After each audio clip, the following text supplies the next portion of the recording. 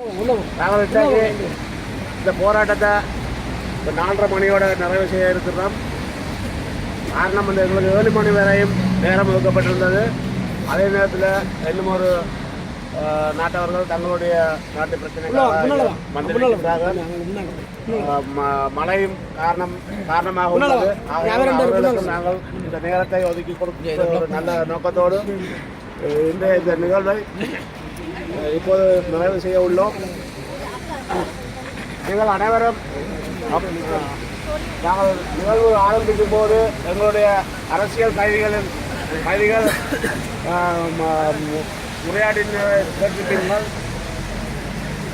அவர்கள் இன்றைக்கு ஏறக்குறைய 30-31 வருட காலமாக எங்களுடைய இனத்தின் விடுதலைக்காக போராடி இன்றும் இந்த யுத்தம் முடிவுக்கு கொண்டு வரப்பட்டது என்று ஸ்ரீலங்கா அரசு கூறிக்கொண்டு இருக்கும் இதே வேளையிலே இன்று 6 வருடங்களை கடந்துள்ளோம். இன்னும் அந்த கைதிகள் விடுதலை செய்யப்படவில்லை. அத்தோடு எங்களுடைய இனம் அங்கே கொஞ்சம் கொஞ்சமாக அழிக்கப்பட்டு கொண்டு வருகின்றது. தொடர்ந்தும் எங்களுடைய இனத்தின் விடுதலையை நாங்கள் அடையும் வரை தொடர்ந்து போராட வேண்டும்.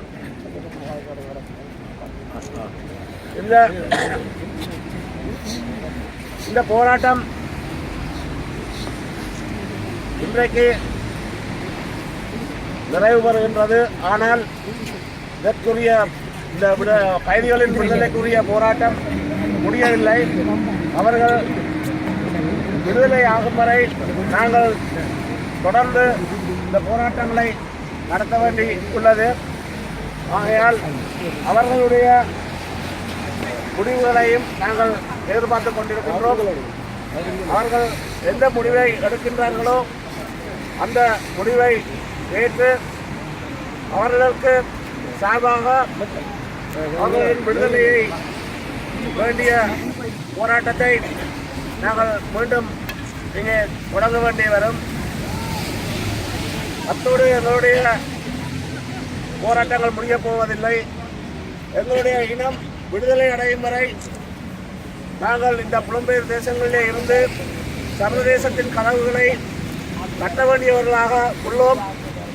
ஒவ்வொரு தமிழனுக்கும் தமிழச்சிக்கும் உள்ள உரிமை அது. அந்த உரிமையிலிருந்து நீங்கள் யாரும் விலக மாட்டீர்கள் என்ற ஒரு நம்பிக்கை எல்லோருக்கும் உள்ளது. எங்களுடைய மாவீரர்கள் எங்களுடைய மண்ணின் மீட்புக்காக எதிர்கால சந்ததிகள் அந்த மண்ணிலே நிம்மதியாக வாழ்ந்து சுதந்திர தமிழீழ காற்றை சுவாசிக்க வேண்டும் என்பதற்காக இத்தனை வருட காலமாக ஆயுத முனையிலே கடும் போர்களை புரிந்து அந்த மக்களின் விடுதலையை நாங்கள் நெருங்கிக் கொண்டு இருக்கும் வேளையிலேதான் சூனிய குலத்தினால் எங்களுடைய விடுதலை போர் மௌனிக்கப்பட்டது.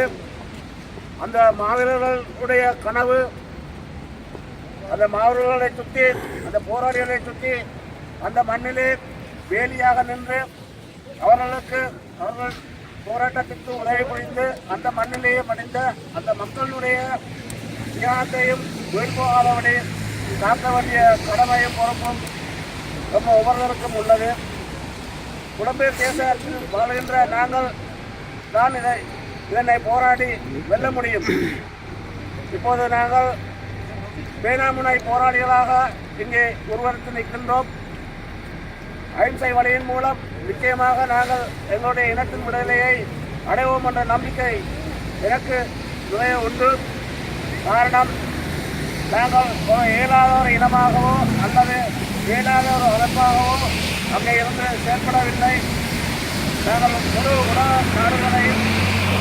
நாடுகளும் எங்களை திரும்பி பார்க்கும் வகையிலேதான் எங்களுடைய தேசிய தலைவர் அவர்கள் அந்த போராட்டத்தை மிக திறமையாக செயற்படுத்தினார். எங்களுடைய போராளிகள் மிக திறமையாக போராடினார்கள். பல சாதனைகளை புரிந்தார்கள்.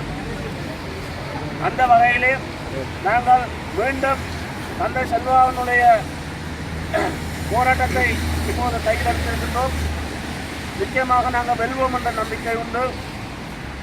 நாங்கள் ஆயுத போராட்டத்தில் மட்டும் நம்பிக்கை வைத்து எங்களுடைய போராட்டத்தை நடத்தி வரவில்லை. அங்கே ஒரு பக்கமாக சமாதானத்துக்கான கனவுகளும் அங்கே திறந்து வைக்கப்பட்டிருந்தது. பாருங்கள், பேசுங்கள் என்று கேட்கப்பட்டிருந்தது. அதை போன்று அந்த மண்ணிலே இந்த முழு வெளிநாட்டுக்காரங்களும் போய் எங்களோட தண்ணியை குடித்து எங்களோட சோற்றையும் சாப்பிட்டு பார்த்துட்டு எங்களுடைய வளர்ச்சிகளையும் கண்டு இறுதியிலே அவர்கள் எங்களுக்கு தந்த பரிசு இனத்தை அளித்து முள்ளிவாய்க்கால் என்ற ஒரு பெயரை நாங்கள் பெற்றிருக்கின்றோம். அந்த முள்ளிவாய்க்கால் என்பது எங்களுடைய போராட்டத்திற்கு முடிவானதல்ல, எங்களுடைய போராட்டத்தின் அத்திவாரம். அந்த அத்திவாரத்தில் நின்றுதான் நாங்கள் இன்று இங்கே போராடி கொண்டிருக்கின்றோம். ஒவ்வொரு மக்களும் அந்த முள்ளிவாய்க்காலை நினைவில் வைத்துக் கொண்டு எங்களுடைய காலங்களை நாங்கள் இங்கே வாழ்ந்து கொண்டிருக்கின்ற அந்த வேளையிலே அந்த முள்ளிவாய்க்காலை நினைத்து அந்த மாவீரர்கள் அந்த மக்கள் அனைவரையும் நினைத்து நாங்கள் எங்களுடைய நேரங்களை கொஞ்சம் கொஞ்சமாக ஒதுக்கி அவர்களுக்கு அந்த உதவிகளையும் செய்ய வேண்டியவராக உள்ளோம்.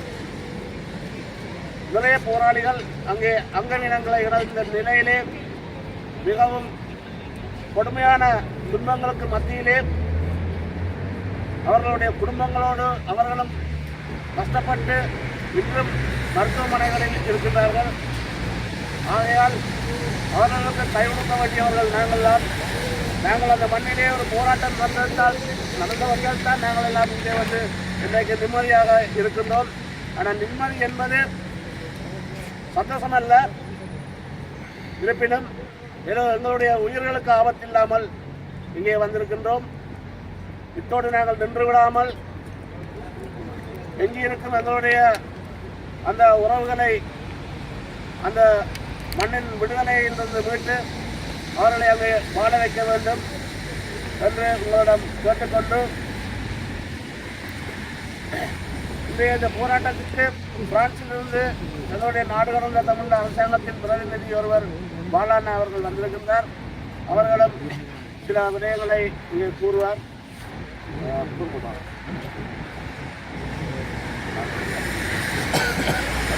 வணக்கம்.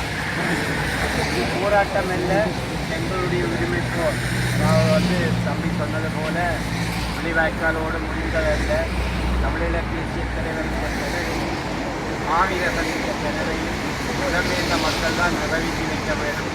அதற்காகத்தான் புலம்பெயர்ந்த நாட்டிலே வாழ்கின்ற அனைத்து தமிழ் மக்களும் இப்படியான கவனய போராட்டங்களை நடத்தி எங்களுடைய உரிமைகளை வென்றெடுப்பதற்காக புலம்பெயர்ந்த நாடுகள் அனைத்திலையும் அவர்கள் பங்கெடுத்துக் கொண்டிருக்கிறார்கள். தம்பி சொன்னது போல அஹிம்சை என்பதை நாங்கள் உருவாக்கக்கூடியதல்ல. அஹிம்சை போராடியவர்கள் நாங்கள் சொத்து போனோம். ஆனால் போராட்டம் ஆயுதம் ஏந்தி போராடிய பொழுதுதான் எங்களை சர்வதேசம் திரும்பி பார்த்தது. அன்று எங்களுடைய மாவீரர்களின் கனவுகள், அதாவது அன்று எங்களுடைய விடுதலைக்காக தங்களுடைய உயிர்களை நீத்தவர்களுக்காக நாங்கள் செய்யும் ஒரு சிறு கைமாறாகத்தான் இதை நான் பார்க்கின்றேன். ஆகவே தயவு செய்து புலம்பெயர்ந்த நாடுகளில் வாழ்கின்ற அனைத்து தமிழ் மக்களும் எங்களுடைய உரிமைகளை வென்றெடுப்பதற்காக தொடர்ந்தும் நாங்கள் சர்வதேசத்திடம் போராடி கொண்டிருக்கின்றோம். ஆயுத போர் தான் முடிந்தது. எங்களுடைய வலிமை, அதாவது எங்களுடைய சொல்களில் இருந்து, எங்களுடைய கைகளில் இருந்து, எங்களுடைய பேனாக்களில் இருந்து எங்களுடைய போர் தொடர்ந்து கொண்டே இருக்கின்றது. போர் ஒரு காலமும் ஓய்வதில்லை. எங்களுடைய உரிமைகளை வென்றெடுப்பதற்காக நாங்கள் புலம்பெயர்ந்த நாடுகளிலே வாழுகிற அத்தனை தமிழர்களும் ஒற்றுமையாகவும் ஒருமைப்பாடுடனும் சேர்ந்து நாங்கள் பாடுபடுவோம். ஆனால் மிக விரைவில் எங்களுக்கான ஒரு தீர்வு கிடைக்கும் என்பதைத்தான் நான் கூறிக்கொள்ள விரும்புகின்றேன். இன்று இங்கு வந்திருக்கின்ற மக்களை நினைத்து நான் பெருமைப்படுகிறேன். ஏனென்று சொன்னால் புலம்பெயர்ந்த நாடுகளிலே இன்று வரை பிரித்தானியாவிலே தான் இந்த போராட்டங்கள் தொடர்ந்து பயணிக்கின்றது. காரணம் என்னவென்று சொன்னால் மற்ற நாடுகளிலே அது ஒரு அரசியல் சூழ்நிலை, அதாவது போராட்டத்துக்கு பெருசாக மக்கள் வருவதில்லை. ஆனால் அரசியல் ரீதியாக வேலை செய்கிறார்கள். இன்று நான் பெருமைப்படுகிறேன். பல பேர் இதில் வந்து கலந்து கொண்டது எங்களுடைய மக்களின் வளர்ச்சிக்கு உதாரணமாக இருக்கின்றது. தொடர்ந்து நாங்கள் போராடுவோம். எங்கள் உரிமை கிடைக்கும் வரை நாங்கள் போராடுவோம் என்று கூறிக்கொண்டு எனக்கு இந்த சந்தர்ப்பத்தை வழங்கிய சுமார் மற்றும் அனைத்து தமிழ் உறவுகளுக்கும் எனது நன்றியை மனமார்ந்த நன்றி. அடுத்ததாக நாங்கள் இந்த முறை எடுத்த இந்த போராட்டத்தின் வடிவம் வந்து இந்த போஸ்ட்கார்ட். இந்த போஸ்ட்கார்ட்டிலே அவர்களை விடுதலை செய்ய சொல்லி கேட்டிருக்கின்றோம். இதில் நீங்கள் உங்களோட அட்ரஸையும் பெயரையும் எழுதி சிக்னேச்சரை வச்சு ஒரு முத்திரையை ஒட்டி போட்டு இதில் உள்ள இந்த அட்ரஸுக்கு அனுப்பி விட்டீங்கன்னு சொன்னால் சரி. எல்லோரும் இதை தொடர்ந்து செய்யுங்க. இந்த அட்டைகளை வாங்கி உங்களுடைய நண்பர்கள் மூலம் அனுப்புவதற்கான உதவிகளை உங்கள்கிட்ட கருத்திக்கின்றேன். அத்தோடு வருகிற 1ஆம் தேதி ஓய்வாக இருக்கிறார்கள் எல்லாரும் ஈலிங் முக்கியமாக கோலடிக்கு வாங்க. அங்கே அந்த பூசையில் நிறைய மக்கள் வருவார்கள். அங்கே இந்த அட்டைகளையும் அடுத்ததாக எங்களுடைய துயிலும் இல்லத்துக்கான பணி நடந்து கொண்டிருக்கின்றது. அதே உங்களுக்கு எல்லாருக்கும் தெரியும். அதுக்கான கையேடுகளையும் அளிப்பதற்கு உங்களுடைய உதவிகள் தேவையாக உள்ளது. ஆகையால் சகலரும் முடிந்த அளவுக்கு வெயிலின் குற்றமங்களடி வந்தீங்கன்னு சொன்னால் எங்களை சந்திக்கலாம். அங்கே சந்தித்து இதுக்கான வேலையை நாங்கள் ஆரம்பிப்போம். அத்தோடு வருகிற போராட்டத்திலே கூடுதலாக பங்கு கொள்பவர் ராம் அவர்கள் பேசுவார்.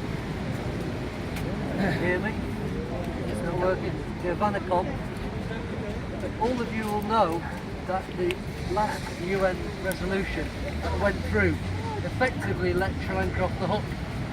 Everybody wanted an international investigation. Everybody wanted a neutral investigation.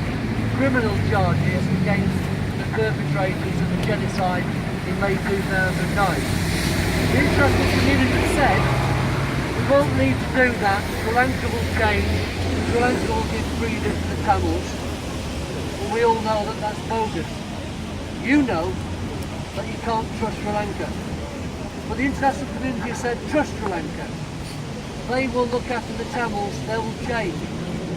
Well, here we have, with these Tamil prisoners, many of them have been incarcerated without charge for 10 to 12 years.